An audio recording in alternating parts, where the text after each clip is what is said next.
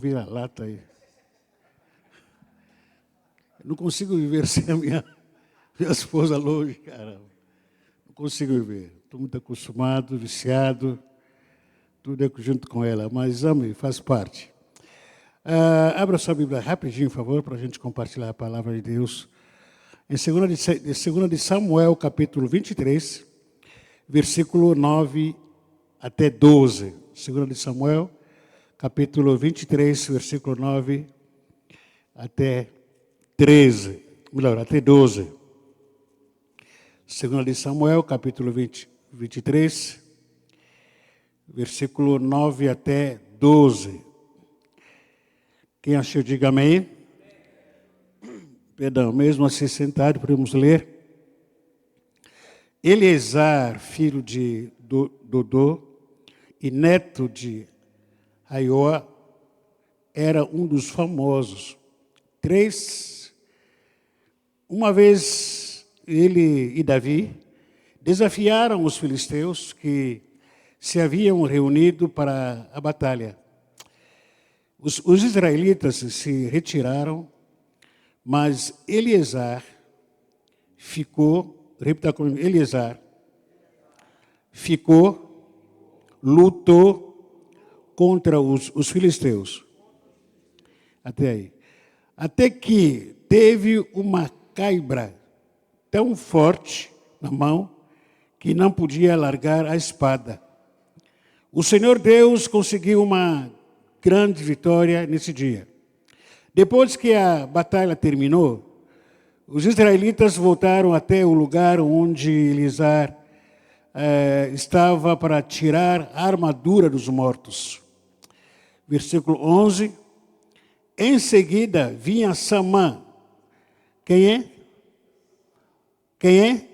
Samã, filho de Agé, o Ararita.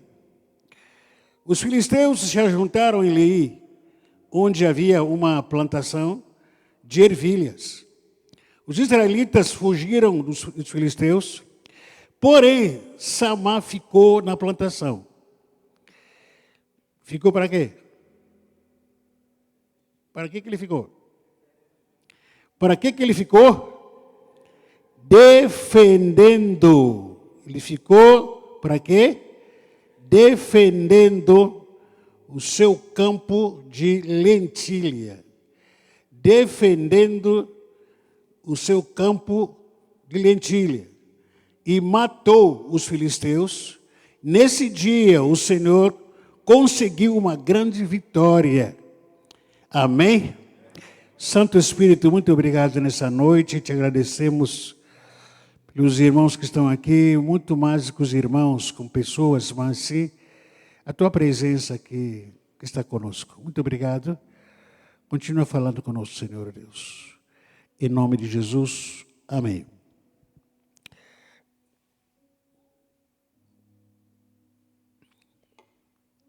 Davi, como um grande comandante do exército de Israel, e muitas vezes ele era cercado dos militares.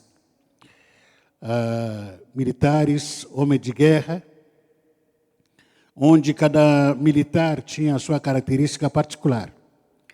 Alguns militares tinham características mais empolgantes, outro aí comia bastante, outro aí buscava mais, outro era mais dependente de Davi, outro era dependente de Deus. Cada comandante, melhor, cada soldado tinha suas características. Mas aqui nesse texto que nós lemos, menciona 2 nomes de guerreiros, de militares, que chamam a atenção. Esses militares não fizeram nenhum milagre.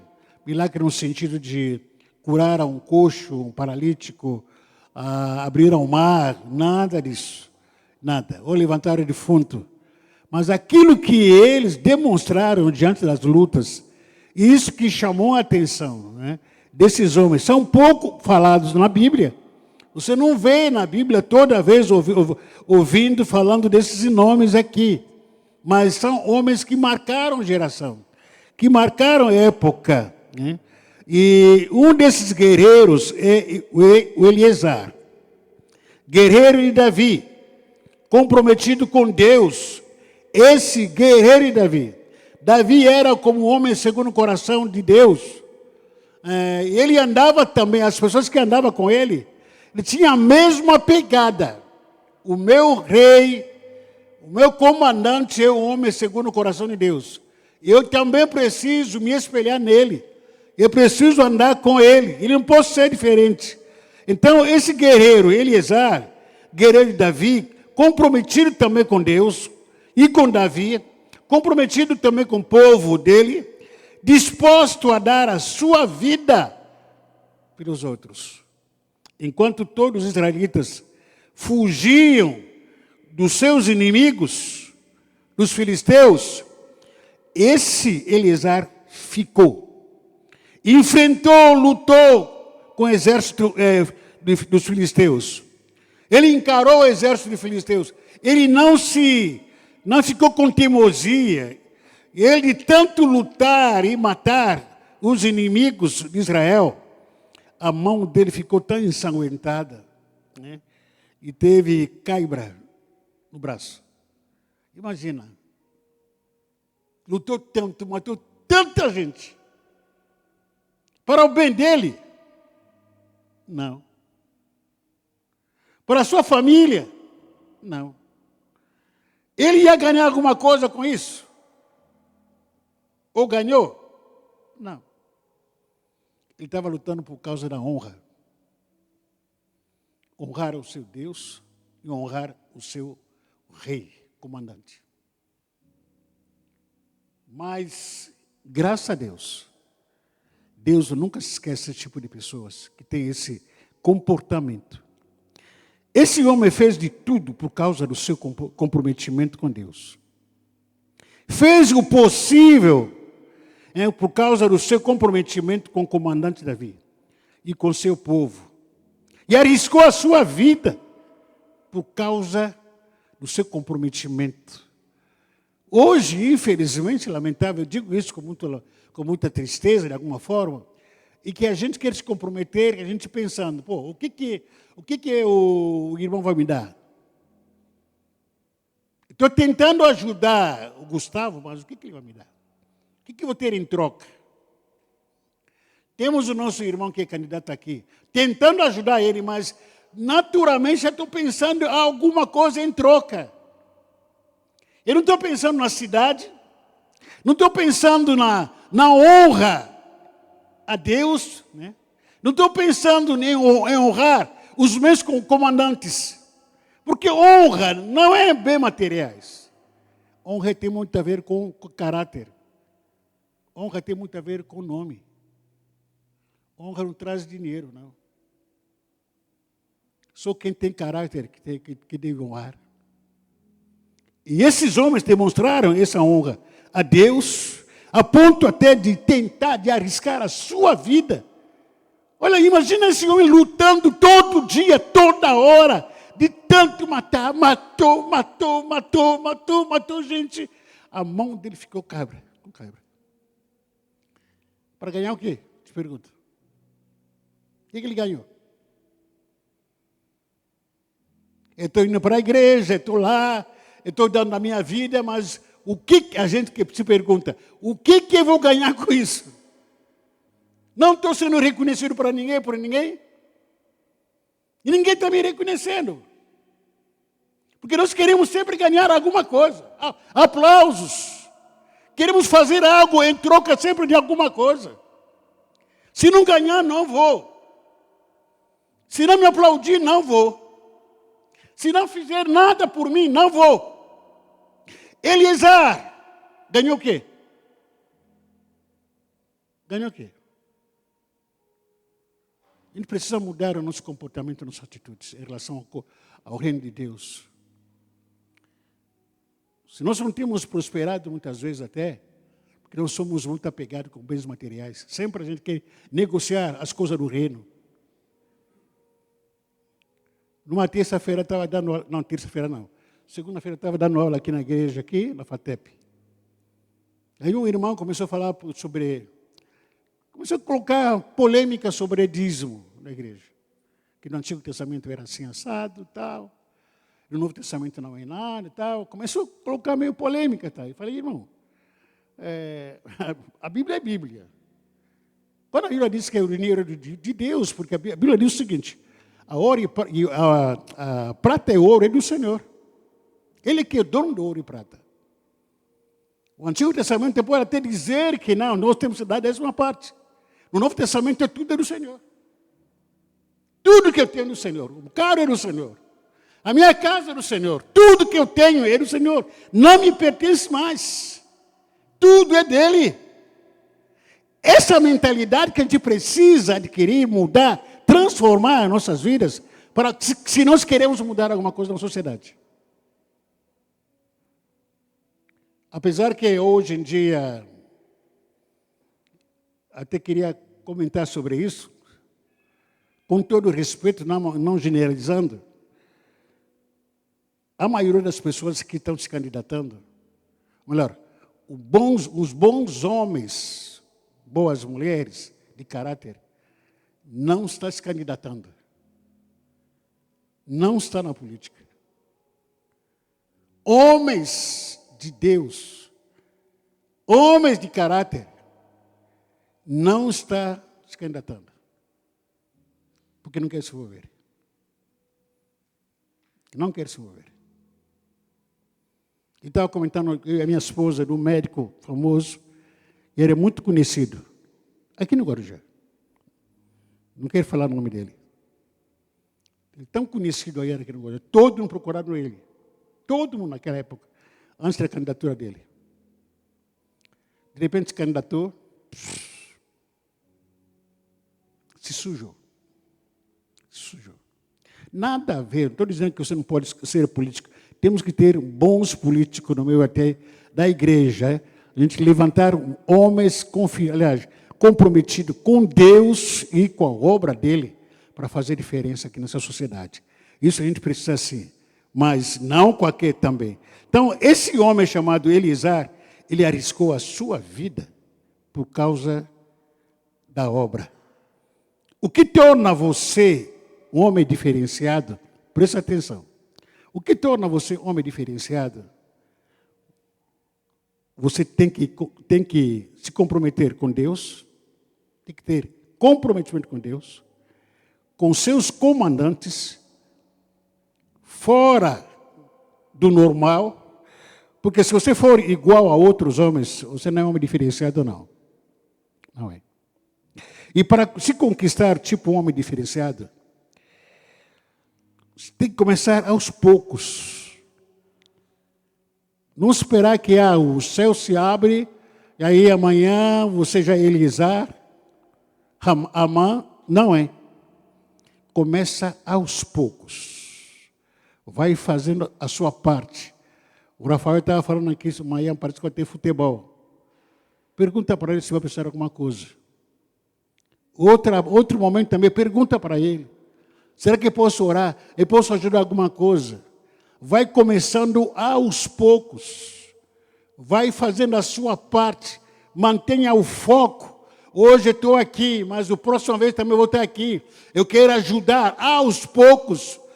Eu vendo aqui o irmão Saulo aqui abrindo o culto. Falei, bom, glória a Deus. Deus seja louvado. Tirando a oferta que tirou a oferta. Deus seja louvado. Então, começando aos poucos, você vai crescendo. Daqui a pouco o seu nome está sendo citado aqui. Estou aqui nessa igreja há mais de 25 anos. Aqui nessa igreja. Tem alguns homens que marcaram essa igreja. Se tiver a oportunidade de escrever algum livro sobre a igreja, tem nome para citar, que marcaram essa igreja. A história dessa igreja foi marcada para esses homens. Eu podia citar esses nomes. Por quê? Porque fizeram a diferença aqui. Não foram comuns, igual. Não, é um homem comum que vem aqui, pega água, leva água, não sei o quê. Não, fizeram a diferença. Eram diferentes. Marcaram a geração. Marcaram a época. Mas quem marcou? Quem ensinou eles? Não. Deus transformou o caráter dele. Se comprometeram com Deus, se comprometeram aqui com a igreja, se comprometeram com o pastor. Algum deles aqui, até os irmãos aqui falavam, puxa vida, aquele irmão, aquele diácono, aquele líder conhece o pastor. Ele pensa igualzinho o pastor. Que alegria ouvir isso. Que alegria ver esses irmãos aqui fazendo diferença. Ganhava o quê comigo? Nada. Ganhava o quê aqui na igreja? Nada. Tudo isso era por amor. Amor a Deus. E eles foram embora para a glória. Confesso para vocês, como pastor ainda sinto falta desses homens. Fazem muita falta. Hoje em dia, esses homens. Porque foram homens diferenciados. Deixaram marca na nossa vida, na minha vida. O exemplo que nós podemos citar aqui desses homens, aqui na Bíblia, aquilo que o apóstolo Paulo, ele cita desses homens. Em Filipenses capítulo 2, eu só vou citar, vou ler, não vou comentar muita coisa. Em Filipenses capítulo 2, Paulo cita o nome de um homem chamado Epafrodite, amigo do Paulo. Filipenses capítulo 2, versículo 25 a 30. Também acho que é preciso enviar você, o nosso irmão Epafrodito, meu companheiro de trabalho e de lutas, o qual você enviaram para me trazer a ajuda que eu precisava. Versículo 26 diz, ele tem tido muita saudade de todos vocês e tem andado muito preocupado por vocês terem sabido que ele estava doente. De fato, ele esteve doente, quase morreu. Mas Deus teve pena dele. E não somente dele, mas também de mim. E assim evitou que eu tivesse uma tristeza ainda maior. Por isso, vou mandá-lo de volta a vocês, o mais depressa possível, para que você sinta a alegria de vê-lo novamente e para que eu não fique preocupado. Portanto, receba Epafrodito com toda alegria, como se recebesse um irmão no Senhor. Respeite pessoas como ele, pois ele, olha aqui versículo 30, vamos ler todos juntos. Pois ele arriscou a sua vida, quase morreu por causa do trabalho de Cristo.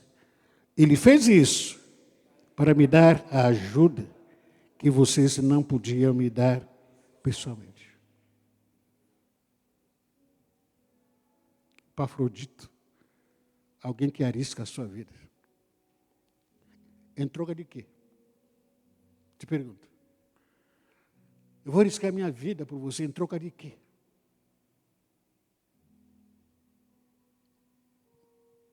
Em troca do reino. Estou disposto a morrer por você.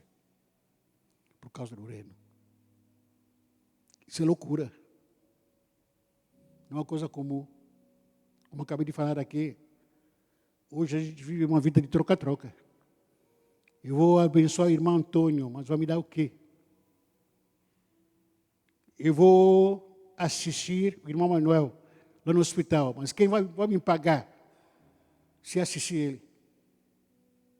Eu vou ajudar o irmão Saulo na casa dele, mas será que vai comprar Coca-Cola para mim? Vai ter comida? Esse evangelho furado.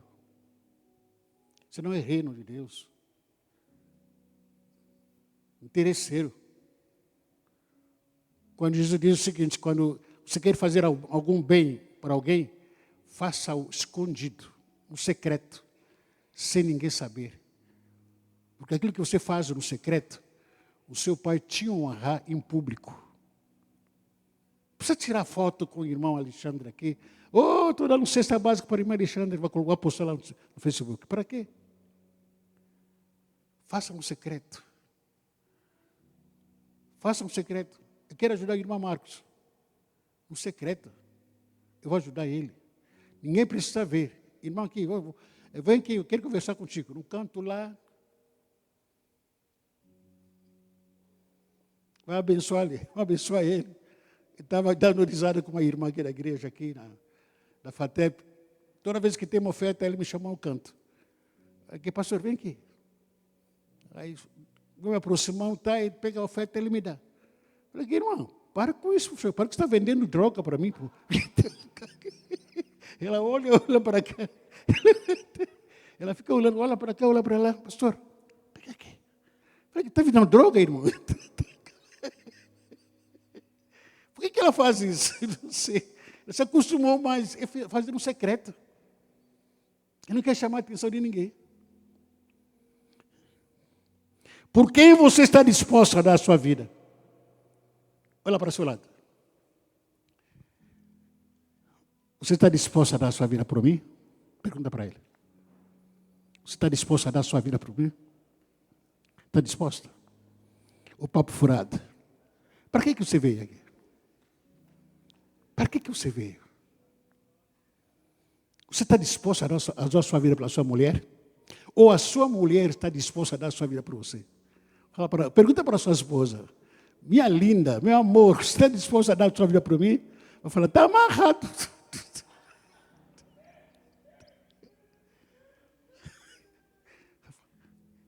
Ei, Alexandre, pergunta para a Jacira. Jacira vai falar com certeza. Vai falar, sim. Eu quero casar agora, né? Está novinha em folha. Sim, lógico. Pergunta daqui a 15 anos. Brincadeira. Outro guerreiro, só para a gente terminar, concluir aqui.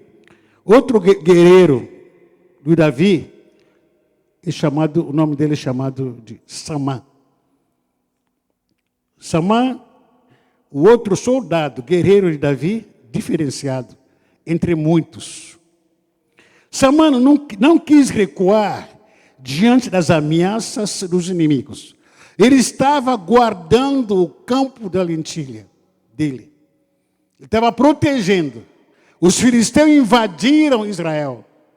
Os filisteus que quiseram roubar, ou pelo menos usufruir do campo de lentilha, do Samã. Samã, ele ficou em pé. Ele não quis recuar. Ninguém vai tocar no meu campo de lentilha. Sem medo, sem vergonha, sem teimosia, enquanto todo mundo fugia com medo dos filisteus, ele ficou em pé, confiando em Deus. Defendeu o seu campo de lentilha. Quando a fé e a coragem se encontram, você se transformará em um leão. Repita comigo. Quando a fé e a coragem se encontram, eu me transformo num leão. Samã tinha essa fé. Tinha coragem. Não teve medo. O que é? Não tinha medo de desafios. Estou sozinho aqui, não estou sozinho fisicamente falando, mas Deus está comigo. Eu vou enfrentar o que for. Eu vou enfrentar. Algum de vocês, ou a maioria de vocês, conhece a minha história aqui? Se pudesse, não estaria aqui em pé. Não podia estar aqui. Eu vim aqui no Brasil cheio de limitações, que você não dá para estudar no Brasil. Você não sabe falar português. Me senti inseguro, mas falei que vou confiar em Deus. E confiei em Deus. No meio dos 3 anos antes de terminar a faculdade, um professor americano falou para mim, ou falou para todos nós, para a gente traduzir um livro em espanhol para português. Mal sabia falar português. Até hoje, de vez em quando, me perco. Se coloca no meu lugar. traduzi um livro em espanhol. Falei, Senhor, vou recuperar. E a faculdade que a gente estudou lá é radical demais. Era muito radical. Qualquer coisinha a gente mandava embora.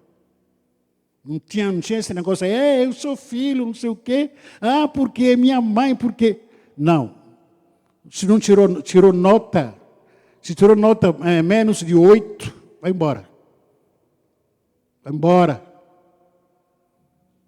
E fiz, topei o desafio. Eu vou fazer. Eu fiz. Terminei a faculdade. Passei. 72 alunos. No começo, nos formamos apenas em 5 alunos. Dos quais, até hoje, são 3 estão no ministério. Um está no Sul, outro está nos Estados Unidos, eu estou aqui no Brasil. 2 se desviaram. Cheguei aqui, não tinha nada. Nem cama. Nada, nem casa tinha. Nada. O que eu ouvi mais aqui no Brasil é a crítica. Para te desanimar, para te desmoralizar. Tu não sabe falar. Vem fazer aqui no Brasil. Um africano. Vem fazer aqui no Brasil. O que você vai fazer aqui? Por que não ficou lá na sua terra? Eu tinha tudo para não dar nada. Tinha tudo. Para ser enterrado vivo. Daquilo que eu ouvi, até hoje, algumas coisas que eu ouço. Eu fui ouvindo, nesse ouvido, saindo nesse ouvido aqui. Assuma a primeira igreja. Onde? Em Humaitá. O pastor Nito falou para mim, Jesus, você é a última cartada que vou dar nessa igreja. Porque essa igreja é cemitério de pastores. Se não funcionar, eu vou fechar ela. Tupi. Dilema. Lá no Humaitá. Ou matar ou morrer. Esse é o dilema que eu usei lá no Humaitá. Em São Vicente. Pegamos uma igreja lá com 38 membros. Saímos de lá com 150 membros. Terreno comprado. Que está lá até hoje. O pastor falou para mim, Jesus, vai lá em Vicente Carvalho. Ele fazer o quê, pastor? Estou aqui de boa, tranquilo. Sossegado. Não, vai lá. Tem uma igreja lá que está fechando. Tá bom. Eu vi que contra a minha vontade. Não tenho medo, não tenho vergonha de dizer isso, não. Eu não queria vir para cá. Uma das frases famosas que eu ouvia de colegas, de irmãos, falei que não vai para Vicente Carvalho. E por quê? Porque lá está cheio de nordestina. Nordestina não ouve fácil. Cabeçudo. Falei, não sabia não. Pessoas que sabiam que eu era estrangeiro, queriam colocar algumas coisas na minha cabeça. Para não ter sucesso, para não prosperar. Eu falei, não, estou indo com Deus. Se as pessoas vão se converter ou não, é Deus que sabe. Eu não mudo ninguém. Quem muda é Deus que muda as pessoas. Eu topei desafio. Eu vim aqui. 38 membros que nós tínhamos naquela época.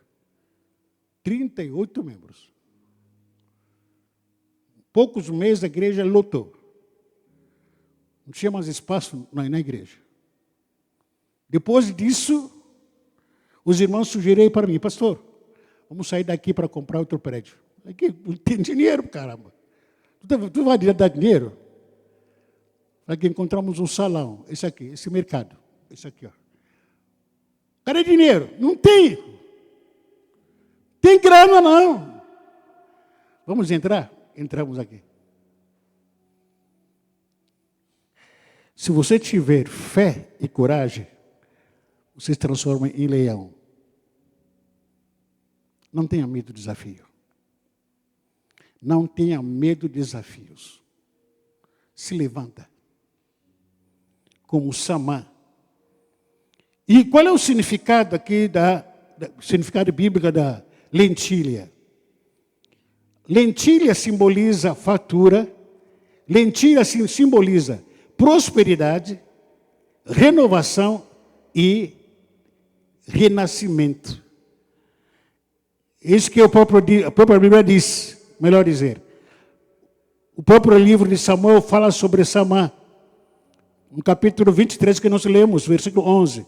Em seguida vinha Samã, filho de Agé, o Hararita. Os filisteus se ajuntaram em Lei, onde havia uma plantação de ervilha.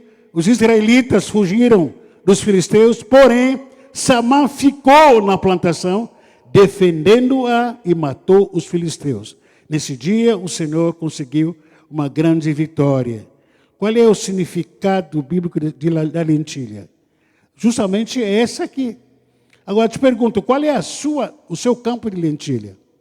Você deve ter, talvez não tenha esse nome, campo de lentilha, mas você tem o seu campo de lentilha. Amém? Você tem o seu campo de lentilha. Qual é o meu campo de lentilha? Tente imaginar um desafio que seja maior que a sua capacidade. Campo de lentilha aqui é do irmão... Não, o Jerônimo aqui. Eleições. O campo de lentilha aqui do irmão Alexandre. Construção de prédio. Cada um de nós aqui deve ter o seu campo de lentilha. Esse seu desafio, as lutas que você está enfrentando hoje, repita comigo, as lutas que estou enfrentando hoje, estão me preparando para o meu campo de lentilha. Deus está te preparando. Por isso que eu estou enfrentando essas lutas aqui, hoje em dia. Tem uma frase que eu gosto muito. Os bons marinheiros não são formados em mar tranquilo. Os bons marinheiros não são formados em mar tranquilo. Deus está te formando. Deus está te formando por causa do campo de lentilha que Ele vai te dar lá na frente. Para você ficar forte. Qual é a sua campo de lentilha? É a sua fé. A minha fé. Esse é o meu campo de lentilha. Qual é o seu campo de lentilha? O seu casamento. Esse é o seu campo de lentilha. A sua família é o campo de lentilha. A sua casa é o seu campo de lentilha. Os seus bens é o seu campo de lentilha. Manter a saúde é campo de lentilha para mim e para você. As suas amizades, vocês estão aqui como amigos. Todo mundo aqui é amigo. Amém? Defender o seu campo de lentilha, de repente alguém querer falar mal de... Tenta imaginar que alguém querer falar mal de irmão Saulo. O que essa pessoa quer? Querendo roubar o nosso campo de lentilha. Alguém querer falar mal, está se levando contra o irmão Diego. Não, o Diego faz parte do meu campo de lentilha. Tem que defender ele. Porque o irmão que a gente vê aqui na igreja, como faz parte do God. Faz parte da nossa família. É meu papel defender ele. Qual é o meu campo de lentilha? As nossas amizades, as nossas finanças, o seu ministério, o meu ministério, a minha vida profissional, meu campo de lentilha, os meus sonhos que eu tenho no futuro. Estou sonhando em comprar casa, em comprar carro, em crescer como pastor, em crescer no meu ministério. E eu estou sonhando em melhorar a minha família, em dar o bom e do melhor para a minha família. Esse é o meu campo de lentilha. O seu campo de lentilha tem a ver com a área onde você está querendo desistir por causa das ameaças. Sabe aquela área que está querendo desistir? Que não está aguentando mais? Está difícil? Esse é o seu campo de lentilha. Você está querendo desistir. Que o diabo tomou conta. Não saia no meio do campo da lentilha. Aguenta. Deus está contigo. Aquela área onde você está enfrentando lutas e batalha. Esse é o seu campo de lentilha. Defenda esse seu campo de lentilha. Em nome de Jesus.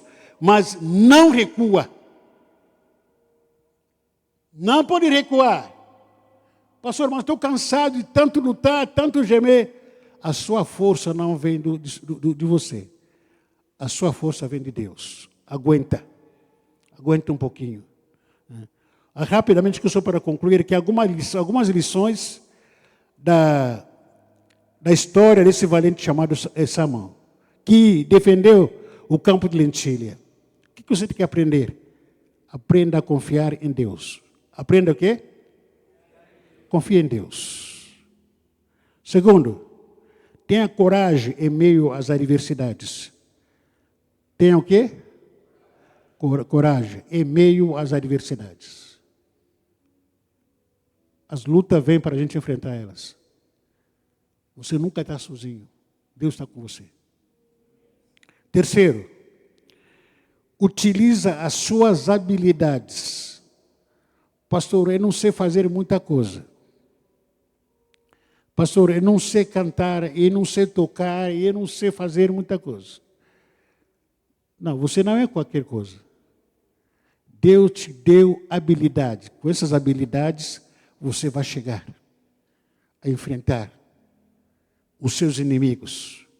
Utiliza as suas habilidades. Poucos, mas utiliza. Usa o que você tem. Sem recuar. Quarto lugar.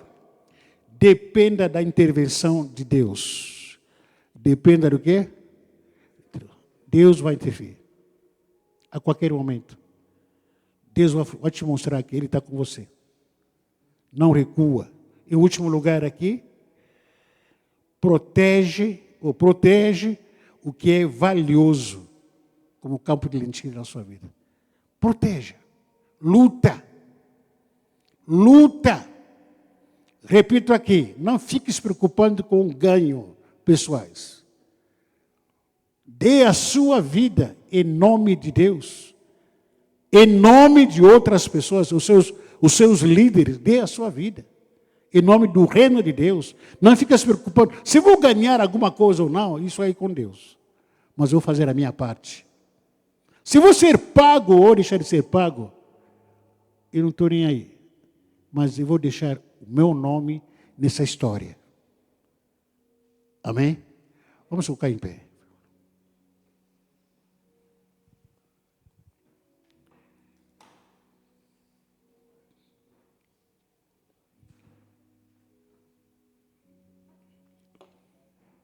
Nós queremos orar. Eu quero que você ore aí, com o seu irmão. Se for possível, faz círculo aqui de 2 em 2 ou 3 em 3. Pode fazer uma roda bem pequenininha aqui. Pergunta para o seu irmão, qual é o seu campo de lentilha? Qual é o campo de lentilha que você precisa defender?